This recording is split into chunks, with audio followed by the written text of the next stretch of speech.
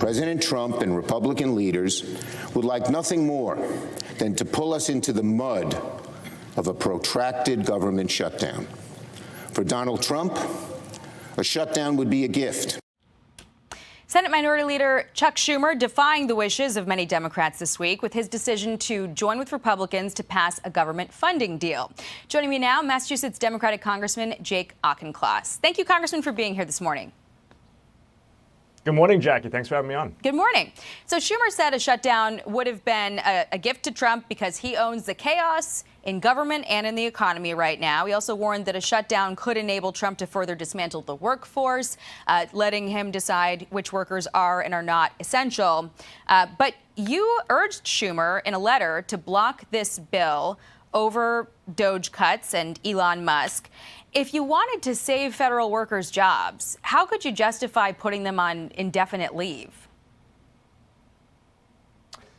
I think Democrats need to demonstrate to the American people at every opportunity that we have, and there are rare opportunities in the minority, how we would govern if we were given power. And voting for a bill that further empowers Trump to tank the economy and threaten our allies and take away benefits from veterans is not a good way of doing that. But certainly the Senate Minority Leader is right that Trump owns the chaos in Washington right now. And that chaos is teetering a good economy into a recession. American consumers right now have the highest inflation expectations in years. You got airline CEOs talking about decreased bookings, which is an early indicator of economic health. And nonpartisan experts are pointing out that his tariffs are going to raise costs on Americans by $2,000 every year. That's food, that's home and car insurance, that's clothing. This is a very expensive reality show out of Washington, D.C. right now for the average American. Well, it comes down to whether lawmakers had the stomach for a shutdown. And it seems like, obviously, in the Senate, ultimately they did not. But what also became apparent is that Democrats might have failed to produce a caucus-wide strategy on this. You know, this funding deadline was looming on the calendar. What happened? Democrats are in the minority in the House and the Senate, and of course we are out of the White House. And so after a defeat like that nationally, we're going to be debating internally as a party. I think that's exactly what American voters expect of us. They want us to be pushing forward new ideas, to be debating alternative modes of governance, to be challenging established leaders, because that's what you do when the American voters say that we are choosing the other party. And I think it would be much more concerning, actually, if Democrats were in lockstep behind the agenda that didn't win a voters' confidence in November.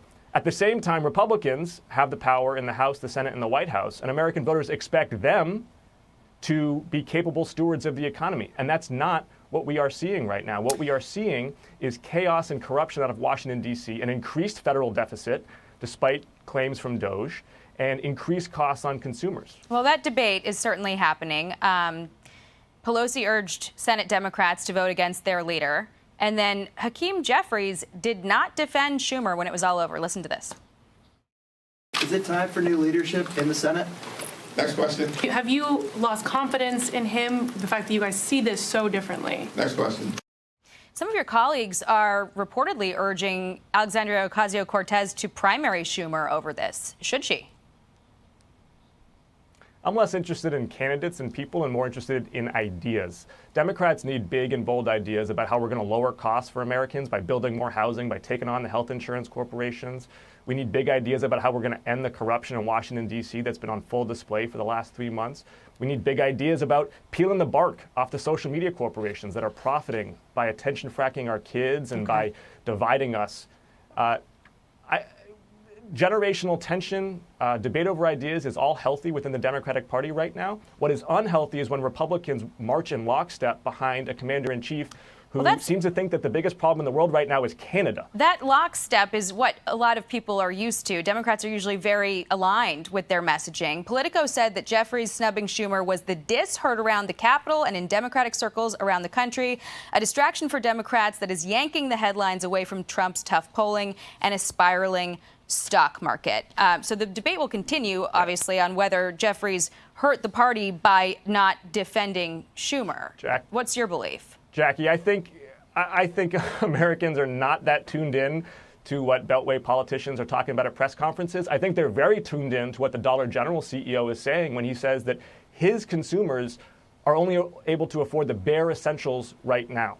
This economy is inflationary right now. We are seeing spikes in home insurance, in car insurance, in utility bills, in food bills, in the cost to buy a new automobile. And you know what the Republicans' response to this is? Their response to this is, well, get ready for a rocky ride. And by the way, we're going to give tax cuts to the top 20% of earners in this country and pay for it by taking away health care from people who need health care. By taking away health care from kids who need it for primary care, from seniors who need it from at-home care, from people struggling with opioid use disorder. This is not going to scrub with the American people, and Republicans are responding by avoiding town halls so they don't have to take the tough questions. But your party right now does not have a unified message or messenger.